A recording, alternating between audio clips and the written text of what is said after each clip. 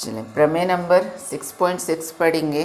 ठीक है, प्रमेय बोलता है दो समरूप त्रिभुजों के क्षेत्रफलों का अनुपात इनकी संगत भुजाओं के अनुपात के वर्ग के बराबर होता है। तो दो समरूप त्रिभुज आप बना लें। पहला तो यही काम होगा।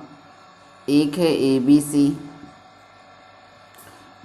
सी, ठीक है, और दूसरा है जिसका नाम है पी क्यू आर। आपने दो समरूप त्रिभुज बना लिया। इस पे बोल रहा है कि इनके क्षेत्रफलों का अनुपात। ठीक है, तो आपको सिद्ध क्या करना है वो देख लें पहले, फिर जो दिया है वो वाली कंडीशन लिखेंगे। ठीक है, हमको जो सिद्ध करना है टू प्रूफ, क्या प्रूफ करना है, दो समरूप त्रिभुजों के क्षेत्रफलों का अनुपात।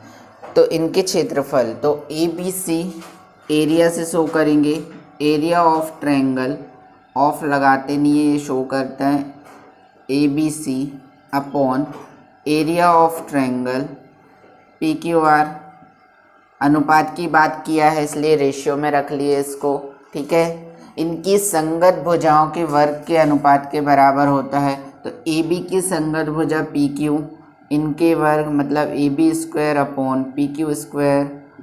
बी सी की संगत भुजा क्यू आर, इसके स्क्वायर के अनुपात के बराबर।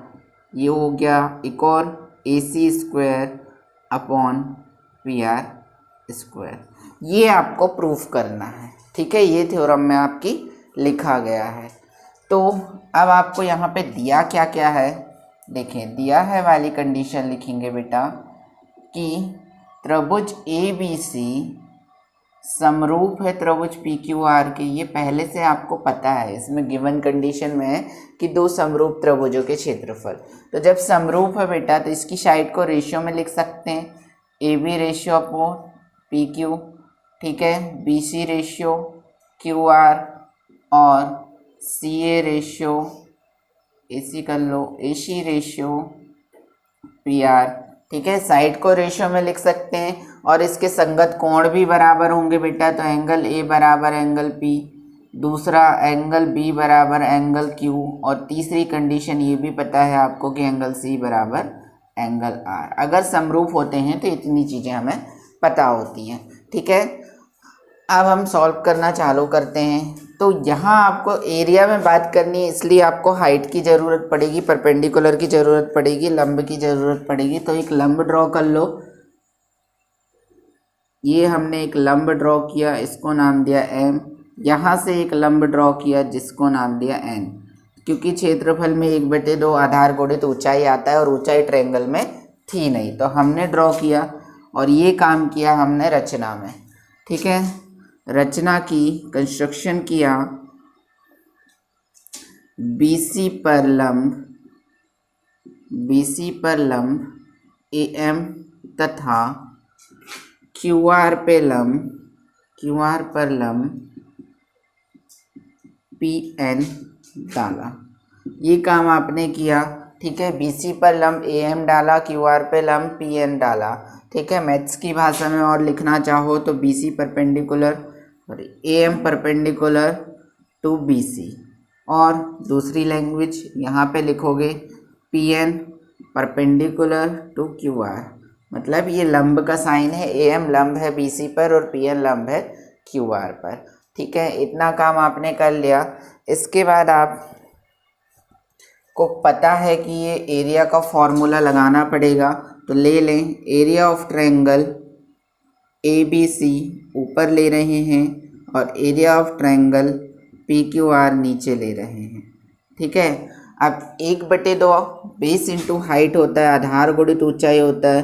तो 1/2 बेटा आधार ये हो जाएगा जिस पे लंब ड्रॉ होता है वो आधार। तो यहाँ से जो आधार हुआ है आपका वो है BC, और जो लंब है आपका वो है AM। नीचे वाले में लगाएंगे 1/2 आधार गुणित ऊंचाई, बेस यहाँ पे होगा QR, और जो परपेंडिकुलर होगा वो डला हुआ है जिसका नाम है PN। हाफ से हाफ कैंसिल, हमारे पास जो बचा वो बचा BC into AM upon QR into PN। ठीक है, चलें इसको दे देंगे समीकरण नंबर 1। समीकरण 1 दे दिए। अब हम ये दो छोटे ट्रायंगल को समरूप प्रूफ करने की कोशिश करेंगे। अगर हमसे हो पाते हैं तो हम करते हैं कोशिश। ट्रायंगल ABM ले लो और ट्रायंगल ले लो PQN।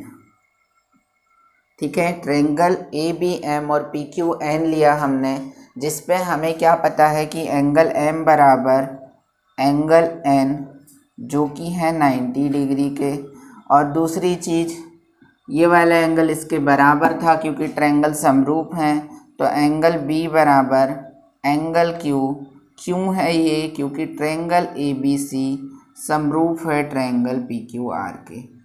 ठीक है, तो यहाँ एंगल लग जाएगा, यहाँ एंगल लग जाएगा, तो हम बोल सकते हैं एंगल एंगल उप प्रमेय से हमें क्या पता है, एंगल एंगल उप प्रमेय से कि ट्रायंगल ABM समरूप हो जाएगा ट्रायंगल PQN के। और जब ये बंदा समरूप हो गया तो इसकी साइड को भी रेशियो में लिख सकते हैं, तो AB/PQ बराबर BM/QN, ठीक है, बराबर AM/PN। कुछ इस तरीके से आप लिख पाएंगे। इसे दे समीकरण नंबर 2। और बेटा फिर चेक करेंगे समीकरण 1 व 2 से, इक्वेशन 1 और 2 से। ठीक है, हमें लेफ्ट साइड में दिया है area of triangle ABC upon area of triangle PQR। Right side में हमारे पास था BC/QR। ठीक है, और बेटा जो AM रेशियो लिखा हुआ है इनटू के साथ लिखें।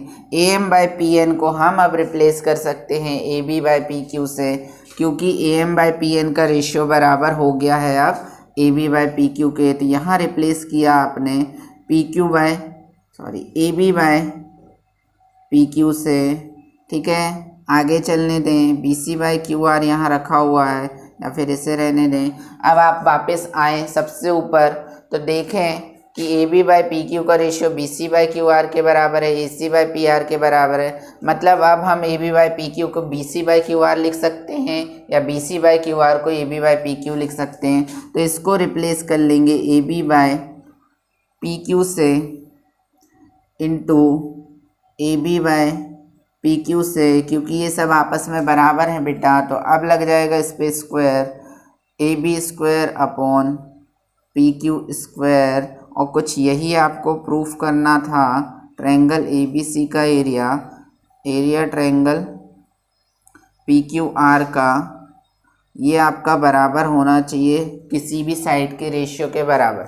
अब बेटा एक चीज़ आ गई, अब बाकी प्रूफ करना है। तो ये सारी तो बराबर हैं, AB का रेशियो PQ से बराबर है BC के रेशियो QR से। तो इस बंदे को अब आप रिप्लेस भी कर पाओगे BC² अपॉन QR², और इस बंदे को आप रिप्लेस कर पाओगे AC²/PR²। और आपको कुछ यही प्रूफ करना था। इम्पॉर्टेंट थ्योरम है, थेल्स के बाद सेकंड मोस्ट इम्पॉर्टेंट थ्योरम होती है ये। तो ये आपने कर लिया है प्रूफ।